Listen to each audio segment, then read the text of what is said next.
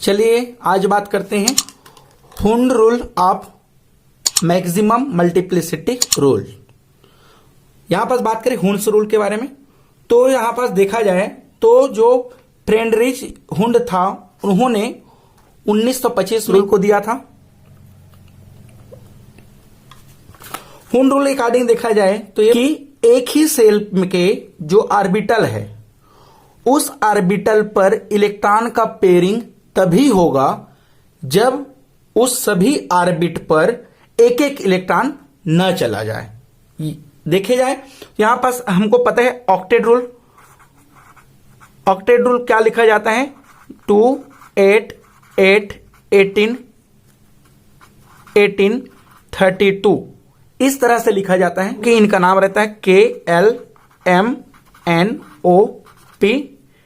और इसी को बोला जाता है सेल।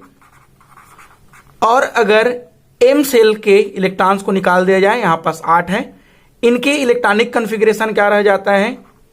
3s2 और 3p6 जिसे बोला जाता है ऑर्बिटल। और अगर इस ऑर्बिटल को फिर से अलग से लिखा जाए तो इस तरह से 3p और इस तरह से लिखा जाता है 2s, जिसको यहां पास जो अलग अलग फिर से दिख रहा है इसी को बोला जाता है ऑर्बिट। तो यहां पास यही बोल रहे हैं कि जब किसी भी एटम पर जो सेल है उस सेल पर जो ऑर्बिटल होता है उस ऑर्बिटल में इलेक्ट्रॉन पेयर तभी होगा जब उस ऑर्बिट पर एक एक इलेक्ट्रॉन चले जाएगा। यहां पास एग्जांपल देखिए,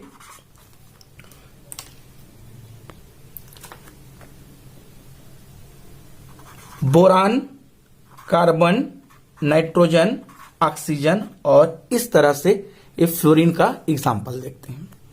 बोरान में number of electron 5, carbon 6, nitrogen 7, oxygen 8 और फ्लोरीन पर होता है 9।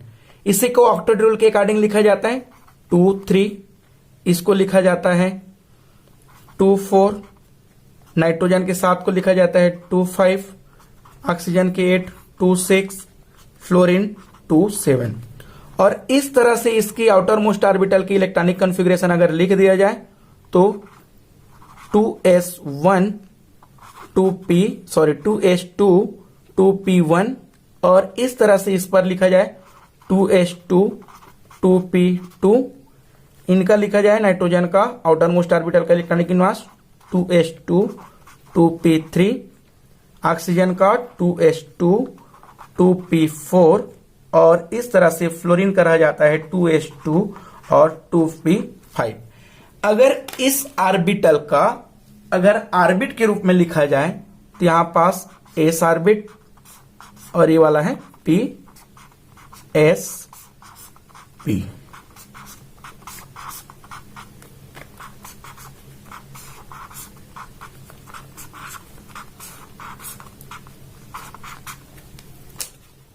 इस पर अगर इलेक्ट्रॉनिक कॉन्फ़िगरेशन भरा जाए या जो इलेक्ट्रॉन भरा जाए तो क्या करना है? आपस नंबर ऑफ ऑर्बिट एक ही है तो नंबर ऑफ ऑर्बिट पेयर हो गया। उसके बाद 2 ऑर्बिटल्स पर जो इलेक्ट्रॉन है 1 है। कार्बन की बात किया जाए सल्फर 2s में 2 इलेक्ट्रॉन और इस 2p में है यहां पास 1 2 इलेक्ट्रॉन्स। तो इसी जो ऑर्बिट है इस ऑर्बिट में जब तक एक एक इलेक्ट्रॉन नहीं जाएगा तब तक यह पेयर नहीं होगा। लेकिन अगर बात किया जाए इसकी जो एनर्जी होता है, जैसे कि 2p की एनर्जी की बात किया जाए, 2p की एनर्जी सभी में होता है 3, क्योंकि n+a रूल के अकॉर्डिंग 2 + 1 अकॉर्डिंग इनकी एनर्जी होता है 3। उसके बाद भी इसका इलेक्ट्रॉन का पेयरिंग तभी होगा जब इन सभी ऑर्बिट में एक एक इलेक्ट्रॉन न चले जाए। जैसे कि नाइट्रोजन की बात किया जाए 2, यहां पास है 3 1 2 3। यहां पास ऑक्सीजन की बात किया जाए 4, यहां पास 2s2 2p4 1 2 3। अब ये जो चौथा इलेक्ट्रॉन है यहां पास यह रह जाएगा 4। तो यहां पास इसकी बात किया जाए 1s2 1 2 3 4 ये 5 पेयरिंग।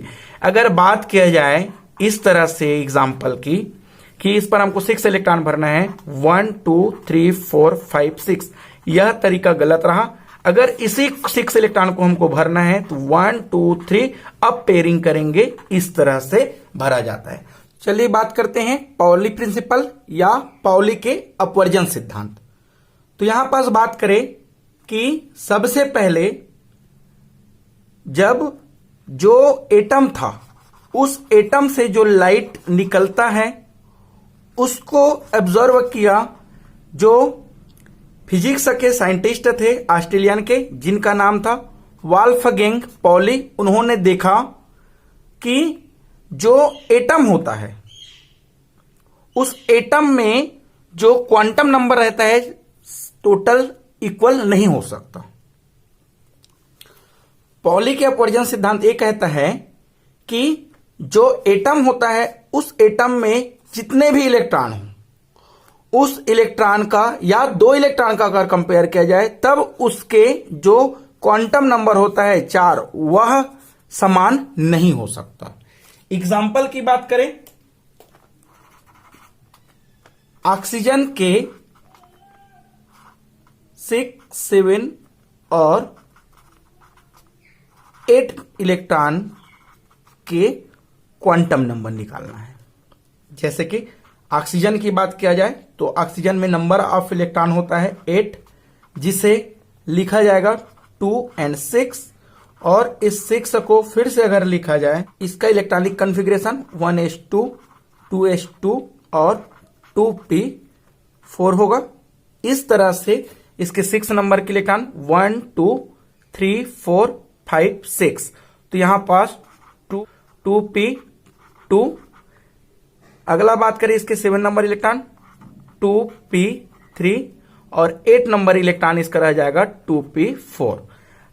इसमें अगर क्वांटम नंबर निकाला जाए तो इसमें क्वांटम नंबर NLMS, जिसको नीलम साहू कहा जाएगा। इसका ट्रिक है नीलम साहू, NLMS, जिसे नीलम साहू कहेंगे। अगर n की वैल्यू की बात किया जाए तो इनकी n की वैल्यू कितना है यहां पास 2, p की वैल्यू है 1, और इस तरह से जो ऑर्बिटल्स है इस ऑर्बिटल पर नंबर ऑफ इलेक्ट्रॉन भर दे 1 2, तो इस तरह से m की वैल्यू इसका 2 है, m की वैल्यू 0 है। और इसका स्पिन की बात किया जाए तो क्लॉकवाइज, इसमें बात किया जाए 3 इलेक्ट्रॉन 1 2 3 इलेक्ट्रॉन, तो n की वैल्यू रह गया 2, l की वैल्यू n की वैल्यू रह गया 2, l की वैल्यू रह गया 1, m की वैल्यू की बात किया जाए तो m की वैल्यू +1 और s की वैल्यू रह गया वह -12। इसमें 2p4 की बात किया जाए, n की वैल्यू 2, l की वैल्यू 1 और m की वैल्यू रह जाएगा 1 2 3 4 यानी कि -1, और s की वैल्यू रह जाएगा यहां पास -12। अगर देखा जाए पॉली के प्रिंसिपल अकॉर्डिंग यही बोलता है कि जो इलेक्ट्रॉन है एटम पर उसमें जो क्वांटम नंबर है 4 वह क्वांटम नंबर चारों के चारों इक्वल नहीं होगा। इस पर 3 इक्वल हो सकता है लेकिन चौथा इक्वल नहीं होगा। देखिए यहां पास n की वैल्यू इक्वल है, l की वैल्यू इक्वल है, लेकिन यहां पास m की वैल्यू अलग अलग है। तो इस तरह से ये जो पॉली के अपवर्जन सिद्धांत होता है, इनकी वैल्यू की बात किया जाए इनमें 2s, n की वैल्यू 2, n की वैल्यू 2, l की वैल्यू 1, l की वैल्यू 1 और s की वैल्यू +12, s की वैल्यू +12, लेकिन यह दोनों अलग अलग रह गया। तो इस तरह से यह सिद्धांत रहता है। Thank you for watching.